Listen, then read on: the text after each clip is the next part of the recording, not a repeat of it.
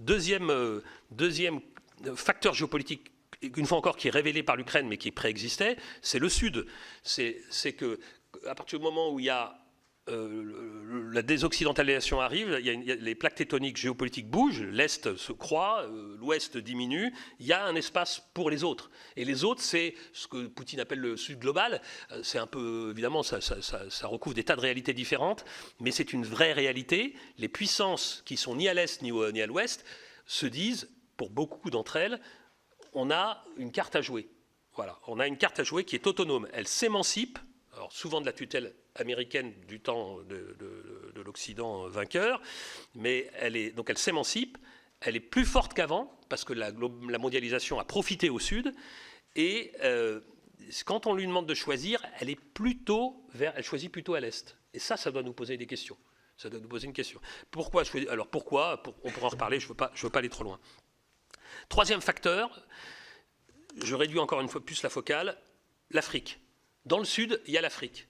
L'Afrique, c'est un sujet particulier, d'abord pour nous Européens, parce que c'est en face de chez nous. C'est comme un continent en pleine expansion démographique, et qui est en plus en crise économique structurelle, en crise sociale, politique, sociétale. Enfin, je ne veux pas vous passer... Nous, on a à la FMES des cartes sur le bassin méditerranéen qui montrent que quel que soit le critère qu'on prend, que ce soit l'économie, la démographie, l'organisation sociale, le traitement des femmes, le Covid, la corruption, etc., on a toujours la même carte, le Nord et le Sud. Et quand on la compare avec les années passées, les couleurs divergent chaque année un peu plus. C'est-à-dire qu'en fait, au lieu d'avoir ce qu'on avait prévu du temps du processus de Barcelone dans les années 90, cette convergence des deux rives, et je vous ai expliqué finalement cette européanisation de nos voisins, qui se faisait quasiment mécaniquement. La question était de savoir comment on allait gérer ça en douceur.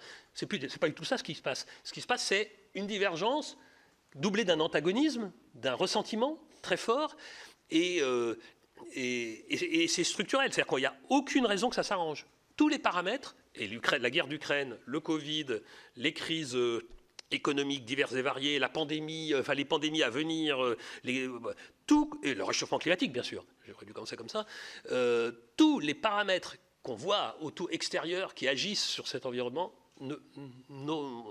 selon toutes les analyses, n'auront comme un effet que d'accroître la divergence entre ces deux rives. Et ces deux rives, elle est à notre directe proximité.